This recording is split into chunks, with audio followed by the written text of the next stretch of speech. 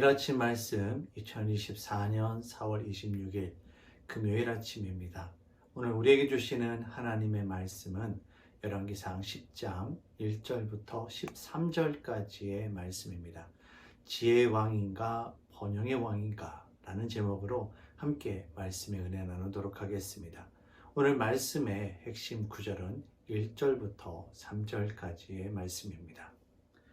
스바의 여왕이 여호와의 이름으로 말미암은 솔로몬의 명성을 듣고 와서 어려운 문제로 그를 시험하고자 하여 예루살렘에 이르니 수행하는 자가 심히 많고 향품과 심히 많은 금과 보석을 낙타에 실었더라. 그가 솔로몬에게 나와 자기 마음에 있는 것을 다 말하매 솔로몬이 그가 묻는 말에 다 대답하였으니 왕이 알지 못하여 대답하지 못한 것이 하나도 없었더라. 아멘. 솔로몬은 하나님의 은혜로 하늘의 지혜를 소유하게 됩니다. 그리고 이와 동시에 물질적인 풍요와 번영을 누리게 됩니다.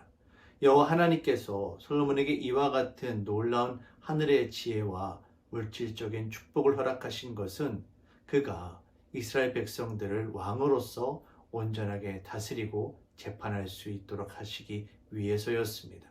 하지만 점차 솔로몬은 여호와 하나님께서 허락하신 사명은 잃어버리고 세상의 물질적인 번영을 추구하는 모습으로 변하게 됩니다. 오늘 본문 말씀을 보시면 스바 여왕이 솔로몬을 찾아옵니다. 솔로몬에게 스바 여왕이 여러 가지 질문을 합니다.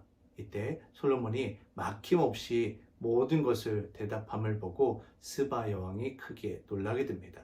솔로몬과 스바 여왕과의 대화 가운데 솔로몬에게 임한 지혜와 축복이 바로 여호와 하나님 때문이라는 사실을 우리는 분명하게 확인할 수 있습니다.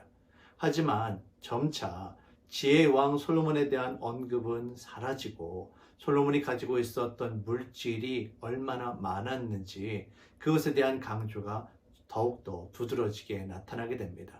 성경은 솔로몬 초기 살아있는 아이의 진짜 엄마가 누구인가를 구별하는 이런 재판처럼 솔로몬이 가지고 있었던 지혜를 활용해 백성들을 다스리는 모습이 나오는가 하면 반면 시간이 지나면서 점차 이런 모습들은 사라지고 솔로몬이 지은 성전과 왕궁은 어떠했는지 솔로몬이 가지고 있었던 금은 보화가 얼마나 많았는지 솔로몬이 가지고 있었던 병가와 마병은 얼마나 되었는지 이처럼 물질적인 측면을 더욱더 많이 이야기하고 있습니다.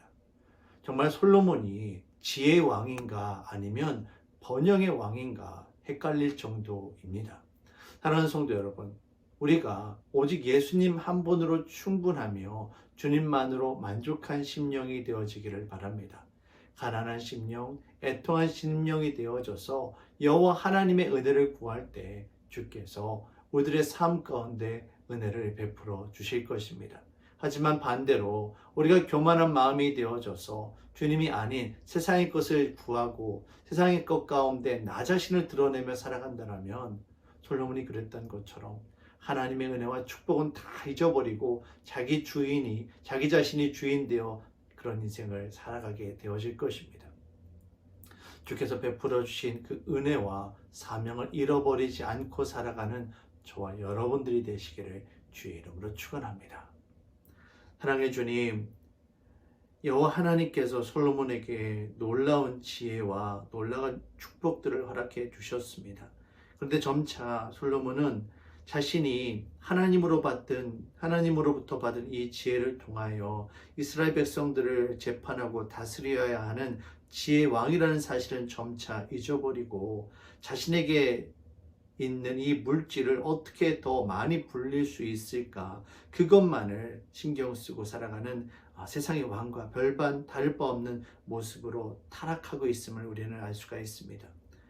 우리의 마음이 오직 주께로만 향할 수 있기를 원합니다. 세상의 물질과 번영에 우리의 마음을 빼앗기는 것이 아니라 오직 주님의 은혜만으로 만족하며 주의 은혜만을 사모하며 살아가는 주님의 백성들 되어줄 수 있도록 주님 인도하여 주시옵소서. 감사드리며 예수님의 이름으로 기도합니다. 아멘.